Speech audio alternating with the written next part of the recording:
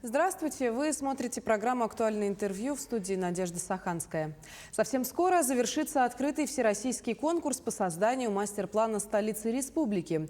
Жюри рассмотрит проекты 3 финалистов конкурса.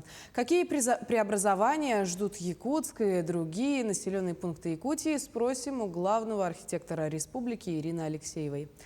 Ирина Дмитриевна, здравствуйте. Здравствуйте. Мастер-планы по реновации городов Дальнего Востока создаются по поручению президента нашей страны, и осенью, насколько мы знаем, должны быть представлены как раз федеральным властям. Скажите, вот учитывая, что времени остается все меньше, как же сейчас продвигается работа? Но действительно, работа началась загодя, еще до поручения президента страны. Мы, понимая, что Якутск сегодня требует особого внимания в своей стратегии развития, уже предварительно имели договоренности с Институтом развития Дом РФ, с которым впоследствии было подписано соглашение о взаимодействии, в рамках которого именно разработку мастер-плана у нас сегодня софинансирует Дом РФ и часть суммы, значит, из Фонда будущих поколений. Проект стартовал в ноябре сейчас у нас какой месяц? Сейчас у нас конец июня 22. Да, в ноябре 2021 года, то есть первый этап – это большое комплексное исследование. И сейчас буквально в завершении находится именно подготовка финальных презентаций 3 финалистов, которые мы рассмотрим 13 июля на итоговом заседании жюри. Председателем жюри является Айсан Сергеевич Николаев. И, соответственно, уже именно эти итоги будут выставлены, подготовлены для презентации на Восточном экономическом форуме. Скажите, а кто же занимается разработкой мастер-планов городов и сел Якутии? Ну вот кроме города Якутска у нас вообще в состав 25 городов по Дальнему Востоку как обязательный вошел город Нерюнгри. По городу Нерюнгри нам помогает компания «Колмар». Именно они тоже сделали софинансирование этой работы совместно с Фондом будущих поколений. Городом Нерюнгри занимается Сибирская лаборатория урбанистики. Оператором этой работы является также Институт развития Дом РФ. Они оперируют эту работу. Буквально в этом месяце, в июне, прошла большая стратегическая сессия в городе Нерюнгри. Были большие тоже общественные обсуждения с жителями города. По Якутску, вот, как вы сказали, у нас открытый всероссийский конкурс. 3 крупных консорциума занимаются мастер-планом города Якутска. Это и московские наши коллеги во взаимодействии с местными якутскими компаниями. У нас вот очень большой состав именно разработчиков таких мастер-планов. Ирина Дмитриевна, насколько известно, вы сообщали, что Якутия среди субъектов России заняла именно 4-е место по оценке качества городской среды. Что такое индекс качества городской среды и по какой шкале он оценивается? Вот буквально вчера мы получили результаты. В соответствии с указом президента страны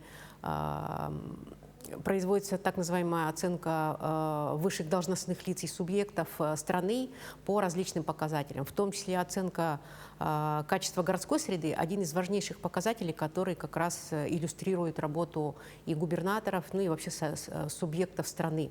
И вот удивительно, что мы заняли 4-е место именно по оценке индекса качества городской среды. Это интегральный показатель, который не совсем про благоустройство только или архитектурно-градостроительный облик. Это оценка всех показателей комфорта нашей жизни, жителей. Это в том числе и, например, объем ветхоаварийного жилья, увеличение доли нового жилья. Это и, например, такие вопросы, как обеспечение чистой водой качественной. Это и качество дорог. Это и сфера услуг. 36 индикаторов оценивают индекс качества городской среды. И вот из 36 индикаторов, где-то около 6 индикаторов, это прямой показатель работы вот нашего управления, например, в части изменения внешнего облика городов и сел, в части обустройства общественных пространств, дворовых территорий, в части доли повышения озеленения городов. То есть такой интегральный показатель, который зависит от взаимодействия всех структур в республике.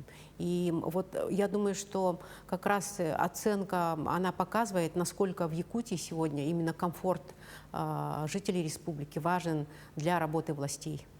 Скажите, а вот эти самые индикаторы, по которым оценивается индекс городской среды, В каждой сфере чистота воды, инфраструктура двора, благоустройство территории, в каждом аспекте есть наверняка и свой специалист, который выдает независимую оценку. Ну, там оценка производится, на самом деле, это же все-таки общероссийская оценка. В основном статистические данные, открытые так называемые геоданные. Допустим, сфера услуг, качество разнообразия услуг, которое обеспечивает качество нашей жизни, оно оценивается именно по таким, допустим, открытым источникам, ну, как ТУГИС. То есть, чем больше малый бизнес, самозанятые информацию размещают о тех услугах, которые они предоставляют, чем больше этот спектр, тем больше показатель обеспечения именно этого показателя. А вот, например, наша среда оценивается, есть очень интересный показатель привлекательность озелененных территорий. То есть это как раз то, чем занимаемся непосредственно мы, архитекторы, с нашими строителями, развивая и обустраивая общественные пространства в городах и селах. Если территория становится привлекательной, становится интересной, функционально разнообразной, или, например, есть очень интересный показатель, связанный в том числе внутри этого показателя с внешним оформлением городов. То есть убрать баннеры лишние, визуальный мусор, очистить город от лишнего, именно визуального воздействия и сделать интересной, например, реализацию дизайн-кодов, это как раз показатель чистоты городской среды. Давайте тогда поговорим с вами о дизайне, единстве стиля городов и населенных пунктов Якутии. На ваш взгляд, как облик населенных пунктов нашей республики может быть, отличаться друг от друга?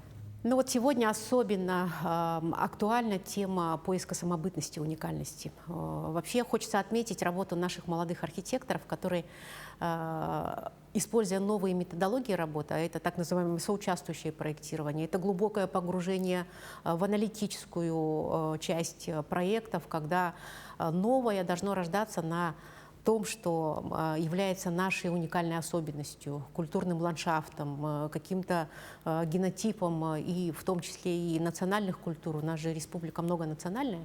Для каждого города, для каждого села всегда можно найти что-то свое уникальное. И вот это уникальное вытащить и через современные инструменты архитектурного проектирования, планирования, планировочных решений вытащить современную архитектуру, несущую в себе особый уникальный код. Вот эта задача, которой мы сегодня занимаемся, уделяем очень много времени. Методологию мы изучаем, например, в процессе таких мероприятий, как участие в конкурсе «Малые города. Исторические поселения». Очень хорошую методологию нам дает Минстрой Российской Федерации. Мы ежегодно проводим различные образовательные мероприятия, просветительские мероприятия. И благодаря этому специалисты, они действительно сегодня уже смотрят по-иному. И даже небольшие изменения очень хороший эффект и понимание находят у жителей городов и сел. Например, вот последний пример. Все увидели, как малыми средствами может преобразиться среда, например, на Тюльгеюс-Хатын, где проходил наш национальный праздник.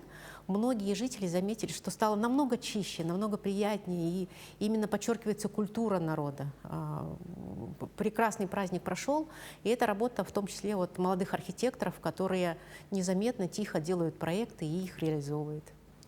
Давайте тогда поговорим о заметном. Все-таки проблема ветхого аварийного жилья – это один из актуальных вопросов, так было всегда. В Якутии сейчас активно реализуется программа по расселению как раз из такого жилфонда. Как эти планы адаптируются под разрабатываемые мастер-планы? Ну, это как раз одно из важнейших направлений нашей работы, как управление архитектурой и градостроительства. Вообще комплексность решений в любом аспекте важна. Мы, когда только что вы сказали, давайте поговорим о более таком, как сказать, видном. Когда мы занимаемся объектами благоустройства, кажется, что это не очень важно. Небольшие скверы, вроде бы там какие-то дворовые территории. На самом деле важно все. И важно в том числе, проектируя, строя крупные социальные объекты или жилую застройку. Да, например, расселение из ветхого аварийного жилья – это настолько серьезная программа, когда вместо старых объектов появляется что-то новое. И, конечно же, в разрезе сегодня планирования территорий городов и сел очень важно понимать, что появится вместо сносимого ветхого аварийного жилья. К сожалению, есть разрывы в этом. пример яркий поселок Серебряный Бор. Да и много примеров, когда, к сожалению, как бы в целях быстрого освоения денег, в целях быстрого как бы решения вопросов переселения планирование уходит на задний план. Это в корне неверно. То есть нужно сначала спланировать и потом уже заниматься текущими вопросами, в том числе расселением. Но мы сейчас очень хорошо это коррелируем, синхронизируем и во всех абсолютно районах республики ведем работу именно по усилению работы по мастер-планам, по актуализации документов территориального планирования, где именно программа расселения может решить вопросы, в том числе преобразования городской среды. И хочу отметить, что в этом аспекте у нас очень много работы ведется именно по согласованию архитектурно-градостроительного облика. Те объекты, которые сегодня появляются в рамках этой программы, они принципиально иные. То есть можно за те же средства, за невысокую стоимость квадратного метра расселяемого жилья построить современное, качественное, комфортное жилье. И в завершение нашей с вами беседы давайте поговорим еще об одной программе. Это благоустройство дворовых территорий. Где обстоят дела лучше в рамках реализации этой программы, а где стоит, так скажем, поднапрячься? Сейчас вот по программе «1000 дворов» у нас одновременно благоустраивается 124 дворовых территорий мини-парка. Наверное, можно отметить, практически во всех районах сейчас работа идет довольно-таки как бы в соответствии с графиками.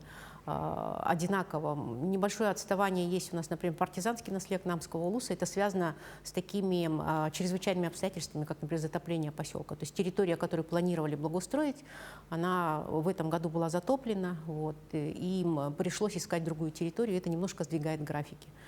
Активно очень у нас Вилюйская группа районов. Это Сунтарский улус, это Вилюйск, это и Верхневилюйске очень много у нас небольших объектов. Это Намская группа улусов, это направление Нерюнгри-Алдан. То есть все, в общем-то, районы активно в этой программе участвуют, пока даже сложно сказать.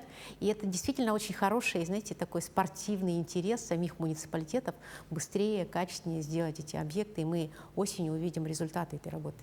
Будем надеяться, что результат нас действительно порадует. Благодарю вас, Ирина Дмитриевна, за то, что нашли время и стали гостьей нашего интервью. Спасибо. Ну а я напомню, вы смотрели актуальное интервью. Сегодня мы говорили о мастер-планах населенных пунктов Якутии. Берегите себя. До встречи.